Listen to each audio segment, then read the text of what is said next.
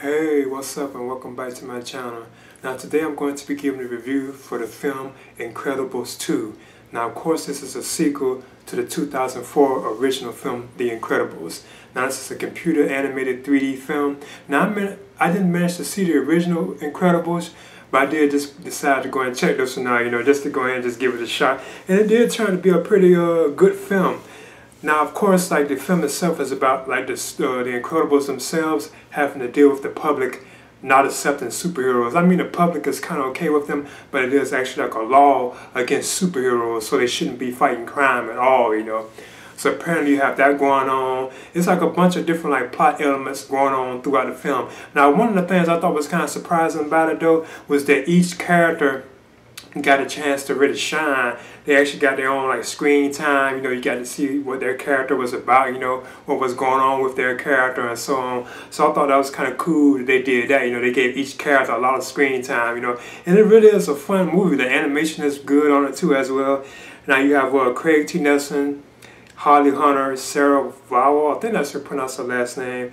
You also have Samuel L. Jackson too as well. Now I think some of them are from like the original film, because I didn't really get to see the original one.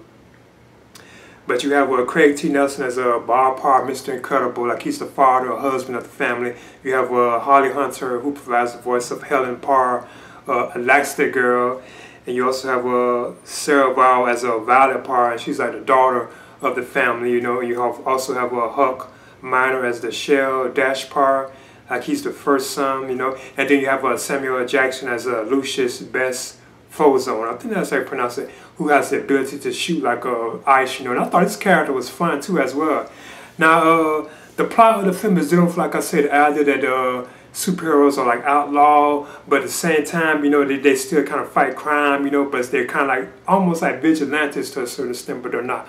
But at the same time, you have this guy who wants the Incredibles, to help him bring the superheroes back into a good light, So he seeks the help of mainly one, Elastigirl, Helen Parr. He seeks her help, to actually try to bring the superheroes back into a good light, Now that's one of the things I noticed about this film too as well, is that it really like it focused on Elastigirl a lot, like the character Holly Hunter is providing a voice for. It looks like the film really focused on her character a lot, And she is like a fun, interesting character, like the way she could stretch her body and stuff, just like Mr. Fantastic from Fantastic Four. I thought that was kind of cool how she was able to like do that, a lot, like her ability, But it does like the film is actually focusing on her a lot. Like she seems like to be like the main focus of the film. But at the same time, you do have Parr, Mr. Incredible. He's done. He actually have to look after his kids, like his daughter and his son, plus like the new baby they have too as well. With a third child. I think this child could have been the first. I'm not too sure. And you also have the daughter who is Violet Parr. She has like a boyfriend that she's kind of into, and everything. But for some reason, the boyfriend, he doesn't remember her because his memory was erased. Her father had his memory erased because she actually saw her with her mask off and he knew who she was. So that's kind of another plot point in the film too as well. Now I'm not going to spoil the film, but the villain of the film kind of turns out to be obvious, who the villain is, and what they were trying to do. So I'm not going to really touch on who it was, what they were doing. I'm not going to do that because it kind of spoiled the film itself, But overall, this was a pretty entertaining film, I thought it was funny.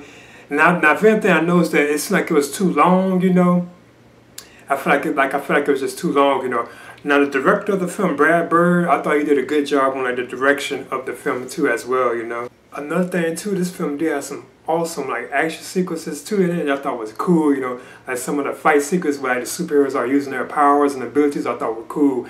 And another standout one I thought was like a really standout performance was I think Frozone. Yeah, Lucius Best, and his voice is provided by Samuel L. Jackson. Now I thought his character really stood out because he can like shoot ice and stuff. He's actually riding on ice and stuff, kind of like Iceman, I think, from like X-Men. He's kind of similar to that, But I thought his character was like awesome, like he really did like stand out in this film, But overall, in the end, like I said, now I'm definitely willing to look at the original Incredibles, because I thought this was a pretty entertaining film, from Disney, Pixar.